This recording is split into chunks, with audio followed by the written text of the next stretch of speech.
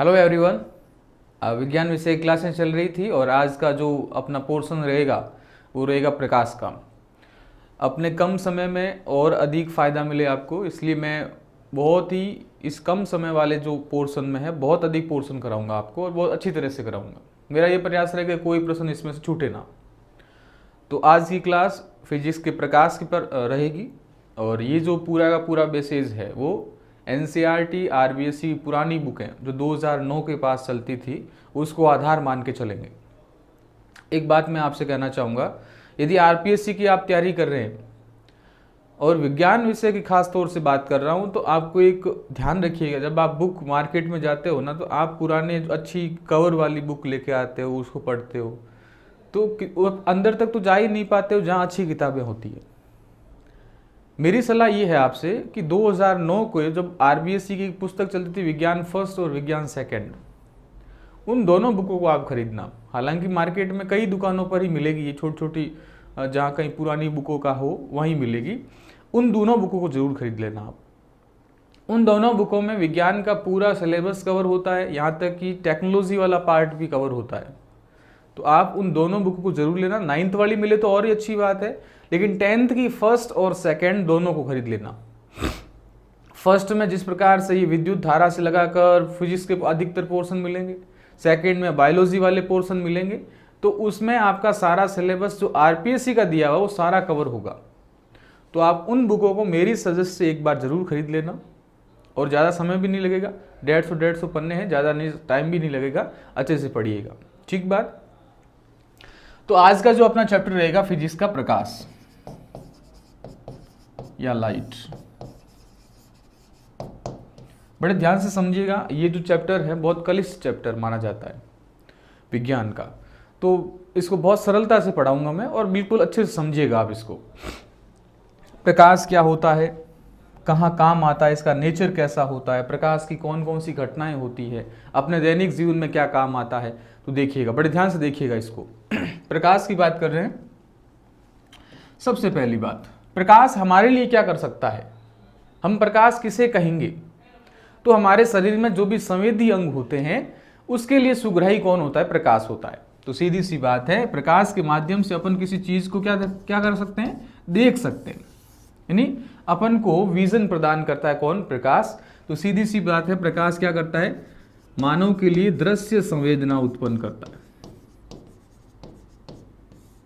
पहली बात तो आप ये ध्यान रखिएगा, क्या कि प्रकाश दृश्य संवेदना उत्पन्न करता है।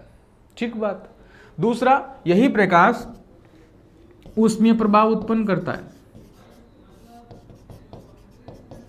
और इसी ऊष्मीय प्रभाव के कारण जो थर्मामीटर होता है, इसी थर्मामीटर ने उस प्रकाश के माध्यम से ताप प्राप्त करेगा और थर्मामीटर की रीडिंग में परिवर्तन होगा।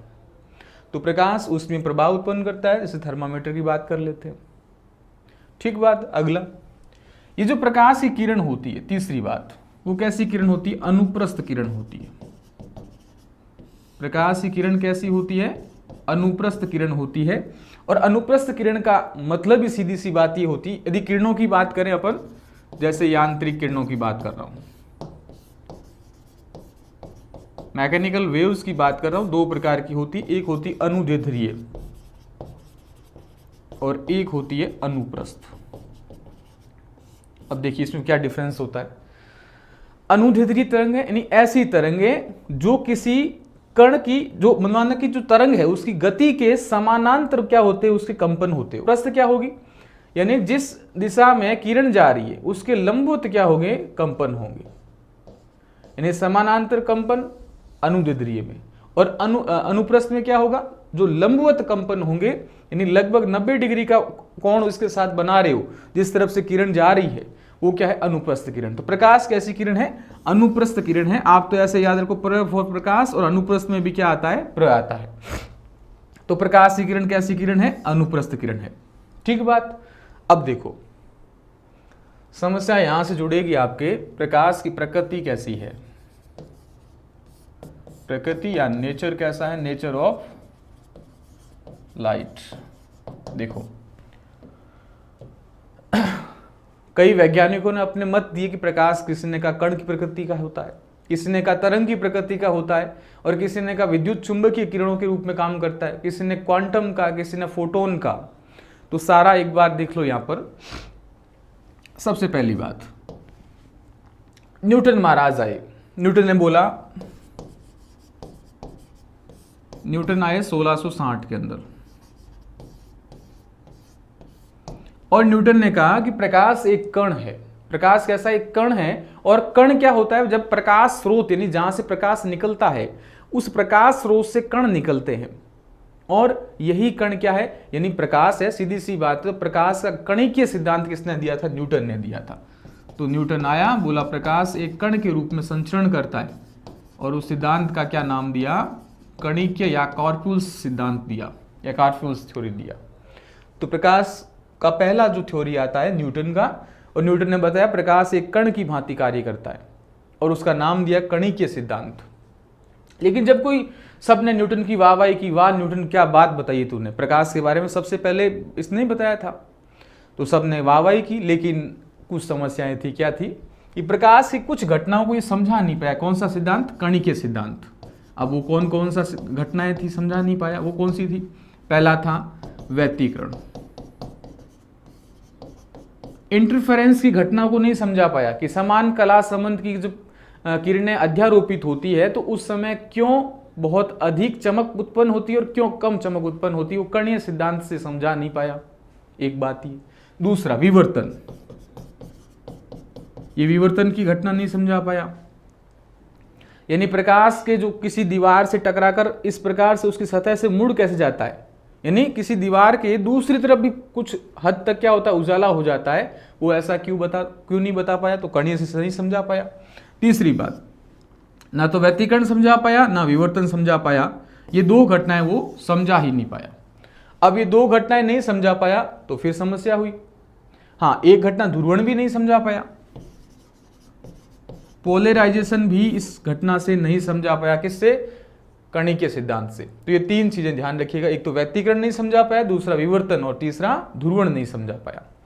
अगली बात, न्यूटन को इस सब ने वाहवाही करने के बाद में न्यूटन को माला पहनाई। न्यूटन के बाद में एक और वैज्ञानिक आया, उसने कहा नहीं, प्रकाश कण का तो नहीं होता, कण का होता तो ये सारी घटनाएं समझा पाता। बोला प्रकाश कैसा होता है, तरंगीय प्रकृति का होता है। और इस समय जो वैज्ञानिक आया था वो आया था हाइगेंसबर्ग।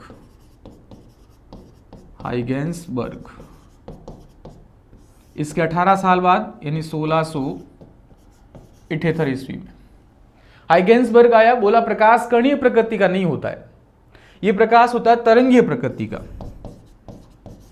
वेव्स फॉर्म में होता है, और ये सिद्धांत का नाम कहलाया तरंगीय सिद्धांत।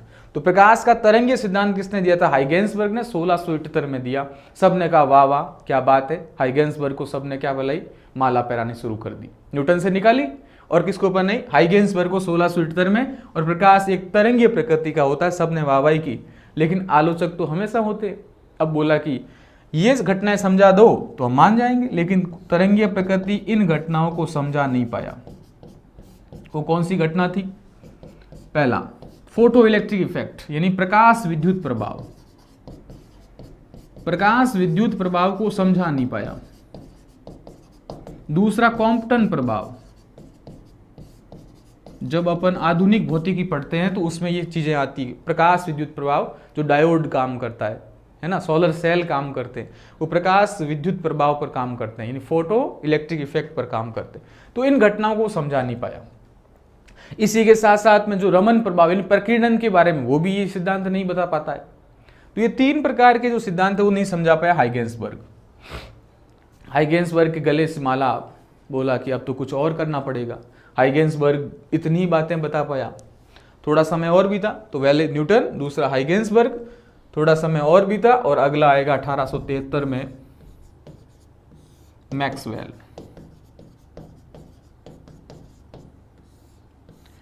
मैक्सवेल ने कुछ गणितीय सूत्र दिए और इस गणितीय सूत्र के माध्यम से बोला कि प्रकाश कैसा होता है भाई, विद्युत चुंबकीय किरण होता है। तो प्रकाश की विद्युत चुंबकीय किरण का सिद्धांत किसने दिया था, मैक्सवेल ने दिया था। कब दिया था, 1873 में। बोला प्रकाश एक विद्युत चुंबकीय किरण होता है और इसको इसी गुण के कारण चलने के लिए माध्यम की आवश्यकता नहीं होती। बोला वाह, बिल्कुल सही बात है ये तो सबने सबकी जो हाइगेंसबर्ग की माला उतारी और मैक्सवेल को पहना दी। मैक्सवेल भी खुश बड़ा। मैक्सवेल के बाद में 1900 में प्लांक आया और प्लांक ने कहा कि प्रकाश इस प्रकार से आप नहीं कह सकते हो। प्रकाश क्या होता है? ऊर्जा का बंडल होता है, बंडल ऑफ एनर्जी, यानी ऊर्जा के बंडल होते हैं। और इन ऊर्जा के बंडल को नाम क्या दिया? इनको नाम दिया कॉम्पटन। क्या दिया? कॉम्पटन। तो प्लांक के कॉम्पटन सिद्धांत के अनुसार क्या होता है? प्रकाश ऊर्जा के बंडल होते हैं जिन्हें क्या कहा जाता है? कॉम्पटन कहा जाता है। और इन्हीं कॉम्पटन को या बंडल को 1905 में कौन आता है? आइंस्टीन आता है। और ये आइंस्टीन क्या बोलता है कि ये ऊर्जा के बंडल क्या होते हैं? फोटोन होते हैं।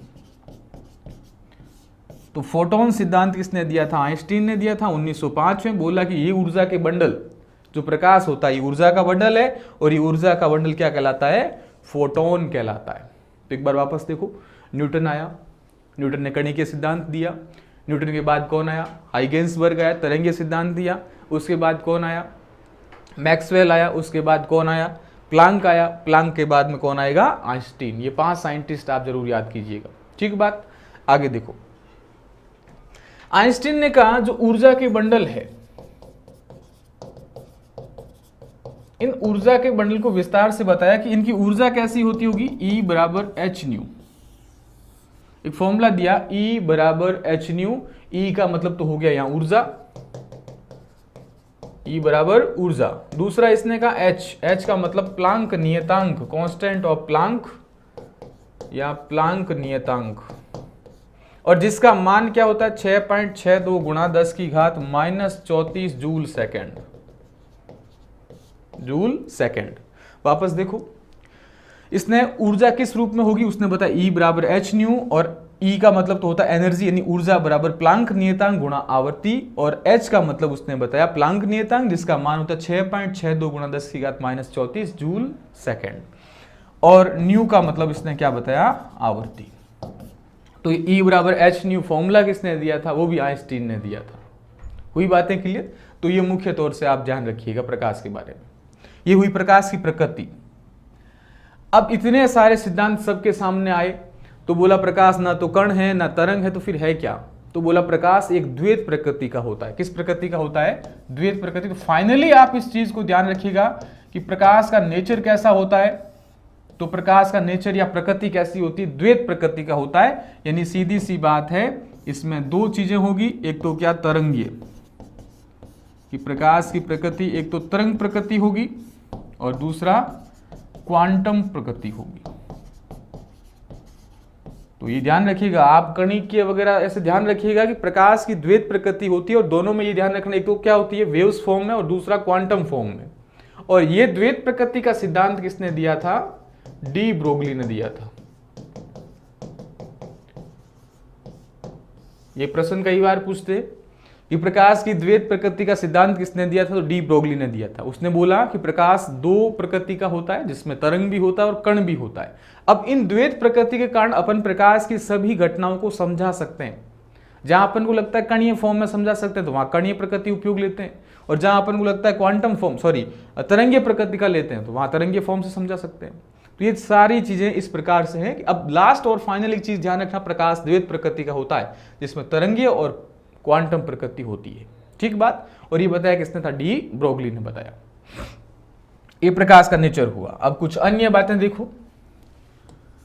सबसे पहली बात आई कि अपने पास एक फैक्ट निकला था कि प्रकाश विद्युत चुंबकीय किरण होता है, इलेक्ट्रोमैग्नेटिक वेव होती है, EMW, इलेक्ट्रोमैग्नेटिक वेव।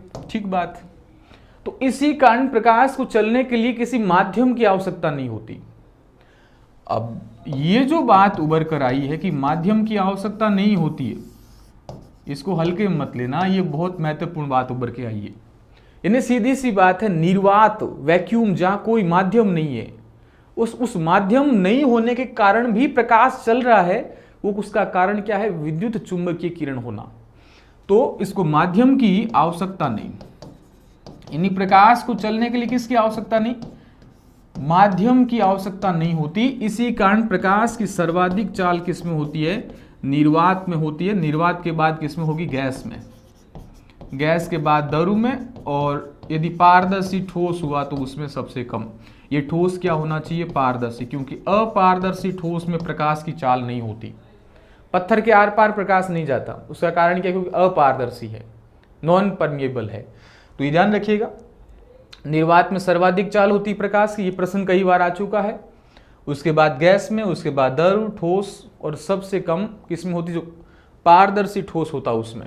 तो ये तो एक फैक्चुअल बात हुई कि प्रकाश की चाल की बात हुई। और निर्वात में क्यों चलता है, क्योंकि प्रकाश कैसा होता है, विद्युत चुंबकीय किरण होता है, और इसको चलने के लिए किसी प्रकार के माध्यम की आवश्यकता नहीं होती। देखिए अब आगे, अब अपन मुख्य तौर से चाल की बात कर लेते हैं कि चाल कहाँ कहाँ कितनी होती है। यदि आपसे पूछ ले प्रकाश की निर्वात में चाल कितनी होती है, तो ध्यान रखिएगा 3 × 10⁸ मीटर प्रति सेकंड। अब इसको किलोमीटर में भी परिवर्तन कर सकते हैं, 3 × 10⁵ किलोमीटर प्रति सेकंड, वो एक ही बात हो गई, ठीक है। ये तो बात हुई निर्वात की। अब एग्जैक्टली इसका मान कितना होता है, 2.99 × 10⁸ होता है, ठीक है। दूसरा अपन बात करते हैं पानी की, तो पानी में चाल होती 2.25 × 10⁸ मीटर प्रति सेकंड। अपन और बात कर लेते हैं कांच की, तो कांच में प्रकाश की चाल होती है 2 × 10⁸ मीटर प्रति सेकंड। ये 3 मान जरूर याद कीजिएगा, क्योंकि निर्वात का तो आजकल सभी परीक्षा में पूछ चुके हैं। इन दोनों का पूछ सकते हैं कि पानी और कांच में प्रकाश की चाल कितनी होती है। तो ध्यान रखिएगा, प्रकाश की पानी में चाल 2.25 यानी 2.25, और कांच में होती है 2 × 10⁸ मीटर प्रति सेकंड। तो ये कुछ मान हैं, आप ध्यान रखिएगा। निर्वात में सर्वाधिक चाल होती है और सबसे कम होती है पारदर्शी ठोस के अंदर। तो ये हुई आपकी मुख्य तौर पर बातें। अब आगे देखो कुछ और फैक्ट्स। अपन मुख्य तौर से प्रकाश का स्रोत किसे मानते हैं, सूर्य को मानते हैं, सन को मानते हैं। इस सन में प्रकाश आता कहां से, तो कहते हैं ना सूरज आग का गोला है। आग का गोला मतलब सीधी सी बात में उसमें कुछ तो ऐसी रिएक्शंस होगी, अभिक्रिया होगी, जिससे कारण क्या होता होगा, वो उष्मीयमान बनता होगा। यानी इस प्रकाश में, यानी सूर्य के जो प्रकाश में होती है संलयन अभिक्रिया होती है, नाभिकीय संलयन। वेरी वेरी इंपॉर्टेंट बात है। प्रकाश का जो एकमात्र प्राकृतिक स्रोत मुख्य तौर से मानते हैं वो सूर्य है, और सूर्य में कौन सी प्रक्रिया होती है, नाभिकीय संलयन। इसमें क्या होते हैं, हल्के परमाणु मिलकर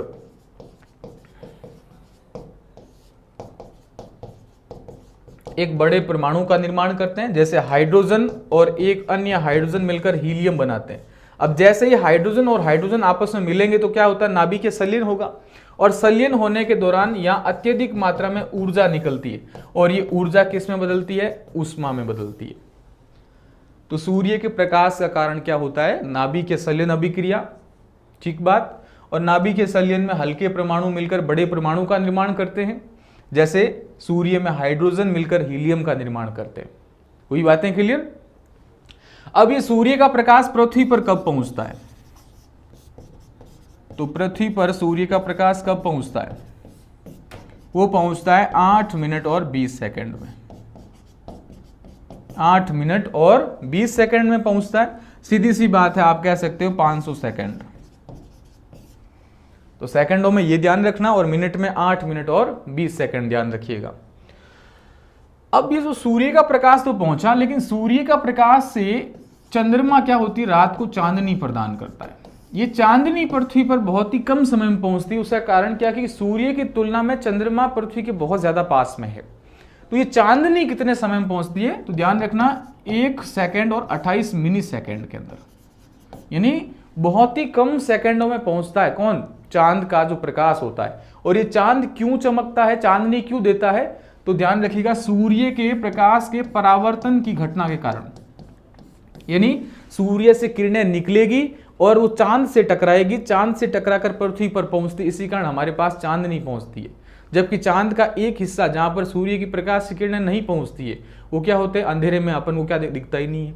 तो चांद के चांदनी का कारण क्या होता है? सूर्य के प्रकाश की किरणों का परावर्तन, और ये इसमें बहुत ही, जो पृथ्वी तक पहुंचने में बहुत कम समय लगाती है, 1 सेकंड और 28 मिली सेकंड लगाती है। तो ये मोटे तौर पर बातें ध्यान रखिएगा। अब देखो, अब आता है अपने पास रंगों का दिखना। रंग हमको क्यों दिखते हैं? ऐसा तो क्या होगा, आपको ये जो बोर्ड है वो आपको किस प्रकार का दिखता होगा? आसमानी या फिर ब्लू, इस प्रकार के जो व्हाइट अपन अलग अलग कलर में चेंज करते हैं, आपको इस प्रकार का ही दिखता है। क्यों दिखता है? तो देखो, बड़े ध्यान से देखना इसको। प्रकाश में 7 रंग होते हैं। आगे बात करूंगा डिटेल से इसके बारे में। इन 7 रंगों में अपने आंखों के पास कौन सा प्रकाश पहुंचता है, वही अपन को रंग दिखाई देता है। ठीक बात। माना कि ये कोई काली वस्तु है, मैंने देखी और मैंने कहा ये वस्तु काली है क्योंकि मेरी आंखों के पास इससे कोई भी प्रकाश की किरणें नहीं पहुंची, इस कारण ये काली दिखाई दी। तो जो भी इसके सूर्य की प्रकाश की किरणें टकराई या प्रकाश की किरणें टकराई, इसने सबको क्या कर ली? अवशोषित कर ली, एब्जॉर्प्शन कर ली। जब सूर्य की कोई भी किरण, मान लो आप प्रकाश स्रोत की जो भी किरण अवशोषित कर ली, तो टकराकर वापस कोई भी किरण भेजी नहीं, तो किरण नहीं भेजी तो हमारी आंखों के पास भी नहीं पहुंची, इस कारण वो काली दिखाई देती है। काली वस्तु काली क्यों दिखाई देती है? क्योंकि ये सभी किरणों को अवशोषित कर लेती है। इसी कारण सर्दियों में काले कपड़े पहनते हैं, जबकि गर्मियों में सफेद कपड़े पहनते हैं। काले क्यों पहनते हैं? क्योंकि सर्दियों में जो किरणें होती है वो कम होती है, इस कारण से वो अधिक अवशोषित करने की क्षमता होती है, जो शरीर को गर्म रखने का प्रयास करती है। तो काली वस्तु काली क्यों दिखती है? क्योंकि प्रकाश की किरणों क्या करती है? अवशोषित करती है। एक बात ये ध्यान रखना। दूसरी, कोई वस्तु सफेद क्यों दिखती है? तो दूसरी ये बात ध्यान रखना कि सफेद वस्तु इसलिए दिखती है, जैसे मेरा जो शर्ट पहना वो कैसा है? सफेद है। क्यों दिख रहा है? क्योंकि जो भी प्रकाश की किरणें इस पर आ रही है वो सारों को क्या कर रहा है? परावर्तन कर दे रहा है, यानी अवशोषित नहीं कर रहा है। किसी भी रंग को क्या कर रहा है? अवशोषित नहीं कर रहा है। तो सारी जो भी प्रकाश की किरणें आई उसको टकराकर वापस भेज दी, उसके कारण वो कैसा दिखेगा? अपने को सफेद दिखेगा। तो सफेद क्यों दिखता है? क्योंकि ये सभी किरणों को क्या करता है? परावर्तित कर देता है, किसी को अवशोषित नहीं करता है, इस कारण वो सफेद दिखता है। काला तो अवशोषित करता है, सफेद परावर्तित करता है। अब माना कि पेड़ों की पत्तियां हरी दिखती है। अब ये हरी क्यों दिखती है? क्योंकि ये केवल हरे प्रकाश को बाहर फेंकती है, बाकी सारे रंगों को अवशोषित कर लेती है, इस कारण से हरी दिखती है। नीली क्यों दिखेगी? क्योंकि नीले प्रकाश को क्या करेगी? बाहर फेंकेगी, बाकी सभी रंगों को क्या कर लेगी? अवशोषित कर लेगी, इसलिए अपन को कैसी दिखती है? वो नीली दिखाई देती है। तो ये बातें ध्यान रखिएगा। तो रंगों का दिखना प्रकाश की किरणों का अवशोषण एवं परावर्तन पर निर्भर करता है।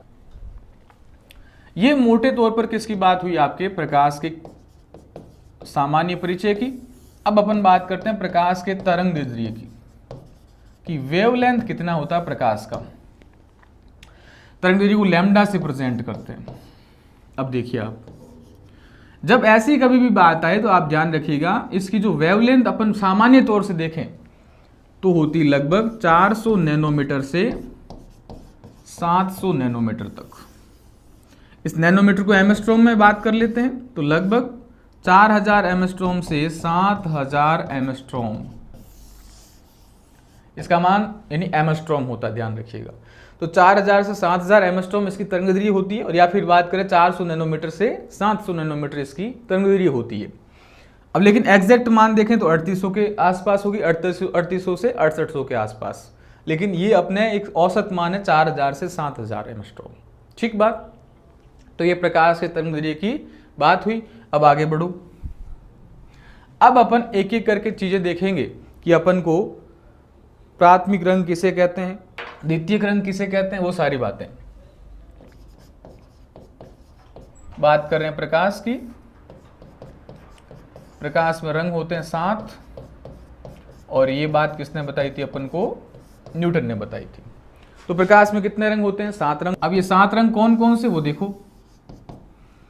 पहली बात, प्रकाश में जो 7 रंग होते हैं, न्यूटन ने बताया कि प्रकाश में विशेष प्रकार के क्या होते हैं? 7 रंग होते हैं, उनका बैंड बनता है ना, स्पेक्ट्रम बनता है। तो कैसा बनता होगा? एक रंग होता है बैंगनी, एक होता है जामुनी, एक होता है नीला, हरा, पीला, नारंगी और लाल। ये प्रकाश के 7 रंग होते हैं। यदि ट्रिक्स की बात कर लेते हैं तो बेजानी हप्पी नाला, बेजानी हप्पी नाला। तो आपको जैसा सुटेबल लगे वैसे याद कर लेना, ट्रिक से याद करना तो वैसे याद कीजिएगा, नहीं तो इसको सामान्य तौर से बेजानी हप्पी नाला। और इस इंग्लिश में भी बात कर लेते हैं तो VIBGYOR, violet, indigo, blue, green, yellow, orange और रेड, या फिर इसको शॉर्ट में कहते हैं विबग्योर, और हिंदी में कह दो बेजानी हप्पी नाला। तो प्रकाश में 7 रंग होते हैं भाई। तरंगदैर्ध्य की बात हो रही है। जिस चीज की लैम्डा अधिक होती है, तरंगदैर्ध्य ज्यादा होती है, उसकी ध्यान रखिएगा आवृत्ति और ऊर्जा उतनी ही क्या होती है, कम होती है। जिसकी तरंगदैर्ध्य ज्यादा होती है उसकी क्या होती है, आवृत्ति और ऊर्जा क्या होती है, बहुत ही कम होती है। ये बात बहुत ही ज्यादा फैक्चुअल है, इसको ध्यान रखिएगा कि तरंगदैर्ध्य जिसकी ज्यादा उसकी आवृत्ति कम, उसकी ऊर्जा कम। तो यहां वापस आओ, तरंगदैर्ध्य ज्यादा किसकी, सबसे ज्यादा लाल रंग की, तो इसकी ऊर्जा कम होगी, आवृत्ति कम होगी। मैं तो एक बात कहता हूं हमेशा कि लाल की तरंगदैर्ध्य सबसे ज्यादा होती है, इसके अलावा सारी चीजें कम होती है, चाहे ऊर्जा कह दो, चाहे आवर्ती कह दो, चाहे अपवर्तनांक कह दो, ये सारी चीजें लाल की कम होगी सिवाय तरंगदैर्ध्य के। तरंगदैर्ध्य प्रकाश में लाल रंग की सर्वाधिक होती है, इसी कारण लाल रंग में प्रकाश संश्लेषण भी ज्यादा होता है। तो लाल में तरंगदैर्ध्य के अलावा सारी चीजें क्या होती है, कम होती है। ये बात आप कंठस्थ कर लीजिएगा कि लाल में तरंगदैर्ध्य ज्यादा होगी, बाकी सभी चीजें कम होगी। अब देखो कुछ प्रश्न इस प्रकार से बन सकते हैं कि मध्यम रंग कौन सा है स्पेक्ट्रम में। दूसरा बन सकता है माध्य या मध्यमान रंग, ये तो कई बार यूपीएससी में भी पूछ चुके हैं। तो मध्यम रंग कौन सा है, तो 7 रंगों में जो बीच का होगा वो कौन सा होगा, मध्यम रंग। तो इसका बीच का रंग कौन सा, हरा, तो ये हो गया मध्यम रंग। फिर है माध्य या माध्यमान रंग। तो जब तरंगदैर्ध्य के स्पेक्ट्रम की बात करें तो तरंगदैर्ध्य बीच में कहां आती है, पीले के पास।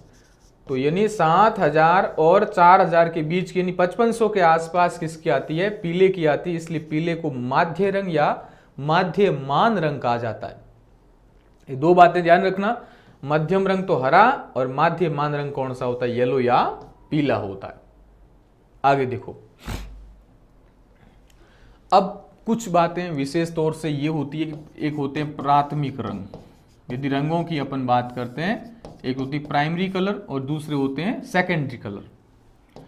तो प्राथमिक रंग एक तो होता हरा, दूसरा अपन बात करते हैं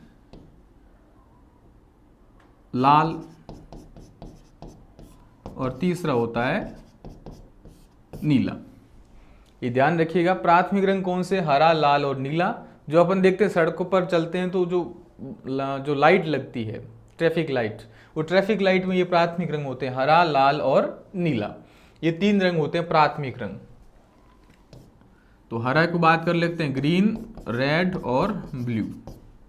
अब द्वितीयक रंग कौन से होते हैं वो देखो आप, यहां मैं बात कर रहा हूं किन रंगों की, द्वितीयक या सेकेंडरी रंग या सेकेंडरी कलर।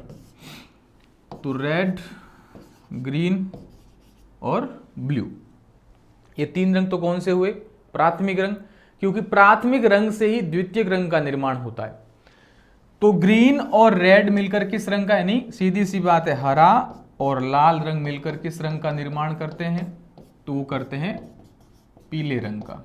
तो पीला कब बनता है, जब हरा और लाल मिल जाता है। तो फिर आता है लाल और नीला, वो बनाते हैं क्या, मैजेंटा रंग बनाते हैं। और हरा और नीला मिलकर श्यान रंग बनाते हैं, पिकॉक ब्लू या श्यान रंग बनाते हैं। तो पीला बनता है लाल और हरे से, मैजेंटा बनता है लाल और नीले से, और हरा और नीला मिलकर बनाता है श्यान रंग। अब यदि इनको सेकेंडरी कलर्स को आपस में मिलाओगे या प्राइमरी कलर को वापस सेकेंडरी कलर से मिलाओगे तो क्या बनेगा? सफेद रंग बनेगा। क्या बनेगा? सफेद रंग। तो ये आप डायग्राम ध्यान रखना, लिखिएगा RGB। RGB के बाद R और G मिलकर येलो बनाते हैं, G और B मिलाकर श्यान, और इसको बनाते हैं मैजेंटा। और ये सेकेंडरी और प्राइमरी कलर आपस में मिलकर सफेद रंग का निर्माण करते हैं। तो ये एक डायग्राम जरूर ध्यान रखिएगा आप।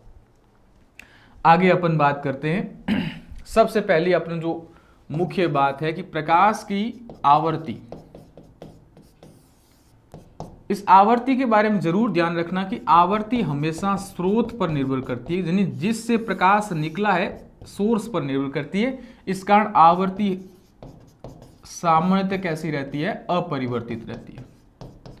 चाहे आप परावर्तन पढ़ोगे चाहे अपवर्तन पढ़ोगे, प्रकाश की आवर्ती हमेशा एक समान रहेगी, बाकी सारी चीजें परिवर्तित होगी।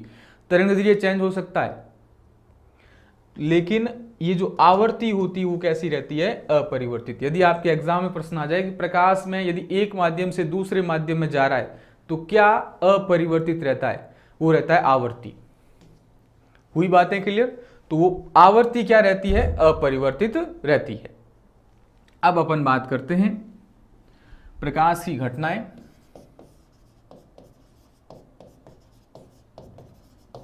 प्रकाश की घटनाएं देखो, मोटे तौर से प्रकाश की घटनाएं परावर्तन और अपवर्तन होती है, उसके बाद पूर्ण आंतरिक परावर्तन होती है। इन घटनाओं से पहले अपन पूरा एक सामान्य परिचय और देख लेते हैं, कुछ और घटनाएं देख लेते हैं। तो प्रकाश की अन्य प्रकार की घटनाएं देख लेते हैं, परावर्तन अपवर्तन को बाद में करते हैं। चलो, सबसे पहली आती है विवर्तन। चलो प्रकीर्णन लेते हैं। सबसे पहली अपन लेते हैं प्रकीर्णन। प्रकाश की पहली घटना लेते हैं प्रकीर्णन, स्कैटरिंग। दूसरी होती व्यतिकरण, इंटरफेरेंस। तीसरी होती है वर्ण विक्षेपण।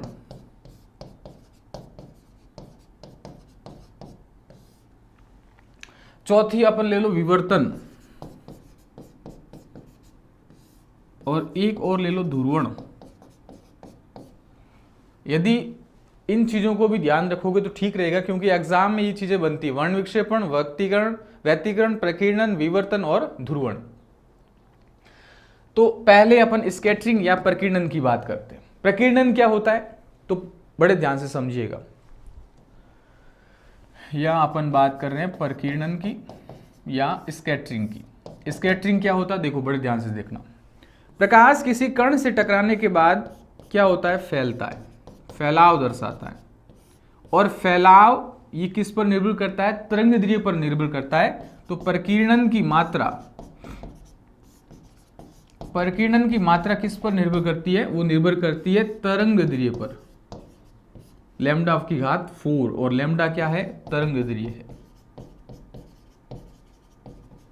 तो एक बात गांठ मान लो कि प्रकाश के प्रकीर्णन की घटना उसके तरंगदैर्घ्य पर निर्भर करती है। जिसका ज्यादा तरंगदैर्घ्य होगा उसका फैलाव कम होगा, प्रकीर्णन कम होगा।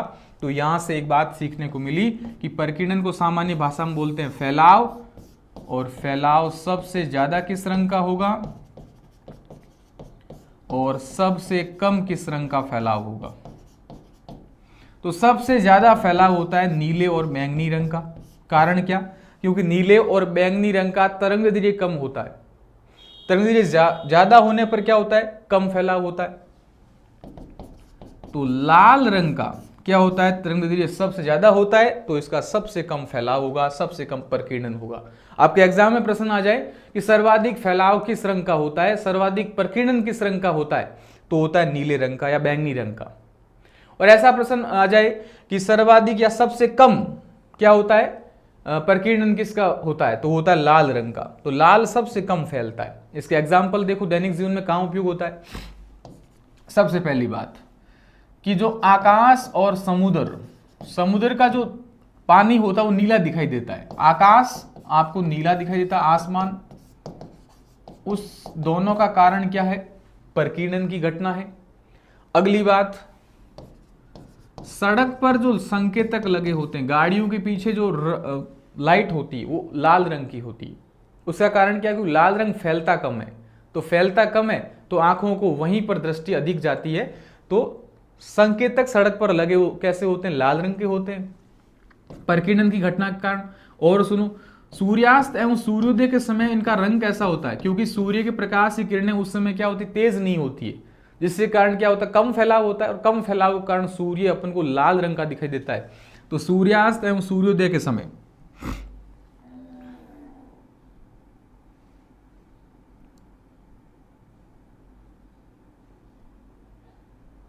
तो सूर्यास्त एवं सूर्योदय के समय सूर्य कैसा दिखाई देता है? अपन को लाल रंग का दिखाई देता है। सूर्यास्त एवं सूर्योदय के समय सूर्य कैसा दिखता है? लाल रंग दिखता है। अगली घटना देखो, अगली घटना अपन लेते हैं व्यतिकरण। तो व्यतिकरण या इंटरफेरेंस क्या होता है? बड़े ध्यान से समझिएगा। देखो, ये अपन परिभाषा के रूप में देखें व्यतिकरण की या इंटरफेरेंस की, तो जब माना कि दो व्यक्ति है, दोनों आपस में बात कर रहे हैं, जब दोनों एक ही माना गाना गा रहे हैं, यदि दोनों का जो गाना गाने की स्पीड बराबर है तो उनकी आवाज तेज होगी। लेकिन एक का जो टाइमिंग है वो थोड़ा पीछे चल रहा है पहले से, तो क्या होगा? दोनों की जो आवाज है वो इतनी तीव्र नहीं होगी, तीक्ष्ण नहीं होगी। तो उसका कारण है व्यतिकरण। कारण क्या? कि जब समान कला संबंध स्रोत की किरणें अध्यारोपित होती है तो या तो तीक्ष्ण हो जाएगी और या क्या हो जाएगी? उसकी जो तीव्रता है वो कम हो जाती है। तो यदि तीक्ष्णता दर्शाती है तो क्या होगा? समपोषी व्यतिकरण। तीक्ष्णता दर्शावे तो समपोषी व्यतिकरण। और यदि कमजोरी यानी उसका जो तीव्रता है वो कम दिखे तो वो होती है विनाशी व्यतिकरण। तो उसके स्पेक्ट्रम को देखोगे तो कहीं पर तो आपको क्या दिखेगी? बहुत ही तीव्रता दिखेगी, और कहां पर क्या दिखेगी? बहुत ही कमजोरी दिखेगी। तो वो क्या होता है? संपोषी और विनाशी। विनाशी का मतलब विनोशी व्यतिकरण का मतलब कमजोरी, और तीक्ष्णता दिखेगी वो संपोषी व्यतिकरण। और यंग ने इसके बारे में बताया था। अब इसके एग्जाम्पल देखो व्यतिकरण का कहां कहां उपयोग होता है। तो व्यतिकरण के उदाहरण के तौर पर आप ध्यान रखिएगा। देखो, यंग ने इसके बारे में सर्वाधिक प्रयोग किए थे। यंग ने उदाहरण के तौर पर सीढ़ी का रंगीन दिखाई देना। सीढ़ी रंगीन दिखता है, उसका कारण क्या है? व्यतिकरण। अपने यदि शॉर्ट फॉर्म में आपको ध्यान रखना है तो जो भी चीजें रंगीन दिख रही है वो सीढ़ी, जैसे सीढ़ी का रंगीन दिखना, पानी के ऊपर जो तेल की बूंद है, पानी के ऊपर तेल की बूंदें वो कैसी होती है? रंगीन दिखती है। और यदि अपन बात कर लेते हैं व्यतिकरण की, तो साबुन का बुलबुला, वो अपन वो या जो शैम्पू का बुलबुला होता है वो कैसा दिखता है? रंगीन दिखता है। इन सभी घटनाओं का कारण क्या? व्यतिकरण। तो व्यतिकरण का मतलब होता है रंगीन दिखना। यंग ने इसके बारे में प्रयोग किया। और परिभाषा क्या है? समान कला संबंध स्रोत से निकली हुई जो क्या होती है? किरणें होती है, वो आपस में अध्यारोपित होने पर कहीं तीक्ष्णता एवं कहीं कमजोरी दर्शाती है। आगे है विक्षेपण, वर्ण विक्षेपण। वर्ण का मतलब रंग, और विक्षेपण का मतलब होता है रंगों का विभिन्न कोणों पर क्या होना? विक्षेपित होना। तो रंगों का विक्षेपण होना, और इसमें एग्जाम्पल के तौर पर आप ध्यान रखिएगा क्या? इंद्रधनुष। तो इंद्रधनुष किस घटना पर कार्य करता है? वर्ण विक्षेपण पर कार्य करता है। और इंद्रधनुष की बात करते हैं तो इसमें 3 घटनाएं होती है। सबसे पहले परावर्तन की घटना भी होती है, इसमें अपवर्तन की घटना भी होती है, और इसमें पूर्ण आंतरिक परावर्तन की घटना भी होती है। तीनों घटनाएं होती है। इंद्रधनुष में परावर्तन भी होता है, अपवर्तन भी होता है, पूर्ण आंतरिक परावर्तन होता है। जब पानी की बूंद में सबसे पहले सूर्य की किरणें जाएगी तो क्या होगी? अपवर्तन होगा, फिर उसके बाद परावर्तन होगा, और उसके बाद पूर्ण आंतरिक परावर्तन होगा। तो इंद्रधनुष में प्रकाश की तीनों घटनाएं होती है। परावर्तन, रिफ्लेक्शन, रेफ्रैक्शन और टोटल इंटरनल रिफ्लेक्शन, ये तीनों घटनाएं होती है। इंद्रधनुष को यदि अपन देखें तो सूर्य जब दोपहर के समय होता है तो उसकी किरणें बहुत तेज होती, उस समय इंद्रधनुष नहीं दिखाई देगा। सूर्यास्त एवं सूर्योदय यानी सुबह सुबह के टाइम या शाम के टाइम में सूर्य दिखाई देता, जो सूर्य से इंद्रधनुष दिखता है। तो सूर्य के विपरीत साइड, यानी यदि सूर्य पश्चिम में है तो पूर्व की ओर क्या बनेगी? इंद्रधनुष बनेगा। तो सीधी सी बात है, कोई व्यक्ति यदि उसे इंद्रधनुष देखना होगा तो सूर्य की ओर क्या करनी पड़ेगी, पीठ करनी पड़ेगी, तो उसे क्या दिखाई देगा, इंद्रधनुष दिखाई देगा। इंद्रधनुष दो तरह का होता है। कितने तरह का, दो तरह का। एक तो होता है प्राथमिक इंद्रधनुष और दूसरा होता है द्वितीयक इंद्रधनुष। प्राथमिक इंद्रधनुष अभी अभी देखते हैं ना, दो बेल्ट बनते हैं रंगों के, 7-7 रंगों के दो आपको इंद्रधनुष दिखते हैं। तो प्राथमिक इंद्रधनुष में 7 रंग और इसमें भी कितने होते हैं, 7 रंग। लेकिन 7 और 7 जब आपस में मिलेंगे तो 14 रंग दिखाई देंगे। लेकिन ये 14 रंग कौन से हैं, वही 7 रंग है। तो मुख्य तौर से 7 रंग ही होते हैं, लेकिन आपको कितनी 14 पट्टियां दिखाई देगी द्वितीय इंद्रधनुष और प्राथमिक इंद्रधनुष जब दोनों मिलेंगे। तो प्राथमिक इंद्रधनुष में भी 7 रंग होते हैं। कौन कौन से, वही विबग्योर। अब आता है कि कौन सा रंग बाहर होता है, कौन सा रंग अंदर होता है। तो प्राथमिक इंद्रधनुष चमकीला होता है, जबकि ये कैसा होता है, धुंधला होता है। और जो प्राथमिक इंद्रधनुष होता है उसमें जो लाल रंग बाहर की ओर होता है, जबकि जो द्वितीयक इंद्रधनुष होता है उसमें लाल रंग अंदर की ओर होता है। यानी सीधी सी बात है, कौन सा रंग बाहर होगा, बैंगनी रंग बाहर। ठीक बात। तो अपन देखें इस प्रकार से, तो लाल बाहर होता है प्राथमिक इंद्रधनुष में, इस प्रकार से बैंगनी अंदर की ओर। जबकि जो दूसरा बनेगा उस दूसरे में क्या होगा, लाल वापस बनेगा और बैंगनी यहां बाहर रहेगा और यहां क्या रहेगा, लाल। तो ये तो हो गया सेकेंडरी इंद्रधनुष और ये हो गया प्राइमरी इंद्रधनुष। अब एक बात आती है कि वर्ण विक्षेपण हुआ ही क्यों। तो वर्ण विक्षेपण का मुख्य कारण होता है प्रिज्म। प्रिज्म के कारण प्रकाश 7 भागों में बटेगा और ये प्रिज्म ही कारण होता है वर्ण विक्षेपण का। तो जो वर्ण विक्षेपण का कारण क्या होता है, वो होता है प्रिज्म। अब एक बात सामने आई कि ये प्रिज्म अपन कांच का तो बना सकते हैं, लेकिन ये प्रिज्म प्राकृतिक रूप से कहां से आया, सूर्य को ऐसे किसने बांटा 7 रंगों में, तब अपन को इंद्रधनुष दिखाई दिया। तो प्राकृतिक रूप से प्रिज्म की भांति पानी की बूंद काम करती है। बारिश के मौसम में क्या दिखता है, इंद्रधनुष दिखता है। उस समय जो वातावरण में क्या होती है, पानी की बूंदें होती है और ये पानी की बूंदें किसकी भांति काम करेगी, प्रिज्म की भांति काम करेगी। इस कारण से अपन को इंद्रधनुष दिखाई देता है।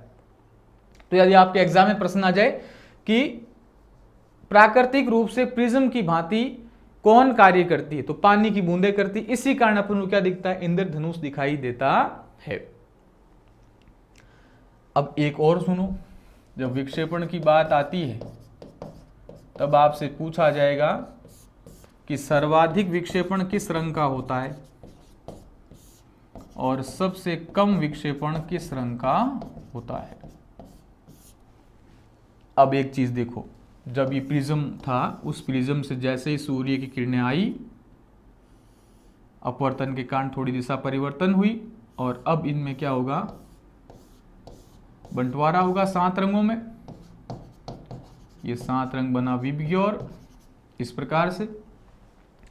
अब आपसे पूछे कि सर्वाधिक विक्षेपण किस रंग का, तो एक चीज ध्यान रखिएगा, ये जो आप विबग्योर पढ़ते हो इसको उल्टा लिखना है इसमें। तो विबग्योर, और इस विबग्योर में सर्वाधिक विक्षेपण आपको किस रंग का दिख रहा है, तो सर्वाधिक विक्षेपण आपको रंग का दिखता है, किस रंग का, बैंगनी रंग का। तो यदि आपसे एग्जाम में पूछे कि किस रंग का सर्वाधिक विक्षेपण होता है, तो वो होता है बैंगनी रंग का। और सबसे कम विक्षेपण किस रंग का होता है, लाल रंग का होता है। मैं तो ये कहता हूं कि लाल में तरंगदैर्ध्य के अलावा सब कम होता है, चाहे विक्षेपण कह दो, चाहे अपवर्तनांक कह दो, कुछ भी कह दो।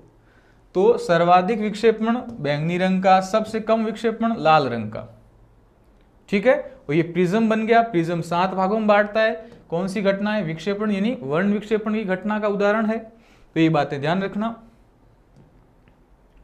अब आता है विवर्तन की बातें, डिफ्रैक्शन की बातें आती। विवर्तन किसे कहते हैं वो देखो, माना कि ये दीवार है, इस दीवार की इस तरफ प्रकाश जा रहा है, ठीक है, लेकिन कुछ प्रकाश ऐसा होता है कि इस दीवारों से भी क्या होगा, टकराकर मुड़कर इस वाले भाग में आ जाता है, जिससे कारण इसका जो अंधेरापन था वो दूर हुआ, थोड़ा उजाला यहां तक भी पहुंचा।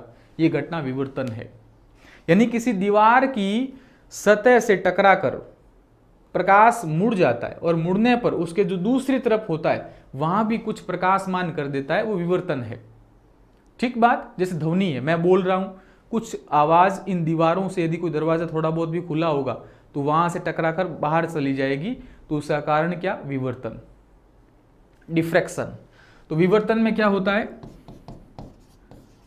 कि प्रकाश की किरणें किसी दीवार से टकराकर मुड़कर दूसरी और भी पहुंच जाती है। अब देखो, इसको अपन डिटेल से समझे तो एक व्यक्ति है, ठीक है, ये यहां पर कोई लाइट लगी हुई है, इस व्यक्ति की इस लाइट के कारण क्या बन रही है? यहां छाया बन रही है। अब इस छाया में ध्यान रखना, जो छाया बन रही है उस व्यक्ति की, जैसे ये छाया बन रही है, ये छाया बीच में तो सबसे मजबूत होगी, लेकिन साइड में क्या होगी? ये छाया कमजोर होगी। कमजोर का मतलब इतनी प्रबल रूप से छाया नहीं बनती। तो उसका कारण क्या है? ये विवर्तन। कि विवर्तन सतही भाग पर तो क्या कुछ मात्रा में प्रकाश की किरणें पहुंच जाती, जिसलिए धुंधला बनती छाया, जबकि बीच वाले भाग में क्या होता है? ये सूर्य की प्रकाश की किरणें नहीं पहुंच पाती, इस कारण विवर्तन इतना नहीं हो पाता और छाया अच्छी बनती। माना कि एक और एग्जांपल ले लो, इस पर सूर्य की प्रकाश किरणी या फिर कोई भी प्रकाश की किरणें गिरी किसी स्रोत से, तो अब इसकी जो छाया बनेगी, माना कि ये छाया बन रही है, उस छाया में देखना आप कि ये जो भाग है वो थोड़ा इतना स्पष्ट नहीं होगा, जबकि ये जो छाया होती है बीच वाला भाग, ये बहुत ही प्रबल रूप से बनता है। उसका कारण क्या? कि यहां विवर्तन कम हुआ और साइड वाले भाग में विवर्तन ज्यादा हुआ, यानी कुछ मात्रा में इसकी दीवारों से टकराकर सूर्य की प्रकाश की किरणें या इसकी किरणें यहां साइड तक पहुंची है। तो साइड तक पहुंची तो छाया इतनी स्पष्ट तौर से नहीं बन पाती, ये घटना विवर्तन है। तो विवर्तन के उदाहरण क्या? कि छाया किनारे से स्पष्ट नहीं बनती है, तो ये विवर्तन का एग्जाम्पल हो गया। अगला देखते हैं ध्रुवण या पोलराइजेशन। ध्रुवण का मतलब होता है कि जब कोई प्रकाश की किरण गुजर रही होती है तो उस प्रकाश की किरण कैसी होती? अनुप्रस्थ किरण होती है। प्रकाश की किरण कैसी होती है? अनुप्रस्थ किरण होती है, यानी तरंग जिस दिशा में जा रही है उसमें कण क्या होंगे या कंपन होंगे, वो क्या होंगे? इसके लंबवत होते हैं। इस लंबवत कंपन के कारण ही कौन सी घटना होती है? ध्रुवण की घटना होती है। और ये ध्रुवण की घटना किससे देखते हो? पोलराइड से। ये प्रश्न पूछा हुआ है कि ध्रुवण की घटना किससे प्रदर्शित की जाती है? पोलराइड से।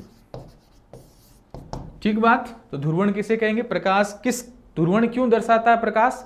क्योंकि प्रकाश एक अनुप्रस्थ किरण है, यानी तरंग संचरण की दिशा के लंबवत उसका क्या होता है? कंपन होता है। तो अनुप्रस्थ किरण है। ध्रुवण किससे देखेंगे? पोलराइड से देखेंगे। तो ये होती है ध्रुवण की बात। देखो ये सामान्य बात कर रहे हैं अपन, डिटेल एनालिसिस की अपन सामान्य विज्ञान में कोई जरूरत नहीं है, ये बात ध्यान रखिएगा। जितना करा रहा हूं उतना सफिशिएंट मानिएगा आप। आपको लगता होगा कि इसमें थोड़ा कम है, कम नहीं है, बहुत ज़्यादा है ये, क्योंकि आप 10th तक का जो भी सिलेबस करते हो वो बहुत सफिशिएंट रहता है आपके एग्जाम के लिए। आप आरपीएससी का पेपर देखिएगा, क्या उसमें इतना डिटेल से आता है? कभी कुछ नहीं आता। कारण क्या है कि आपको सामान्य विज्ञान से परिचय कराना होता है।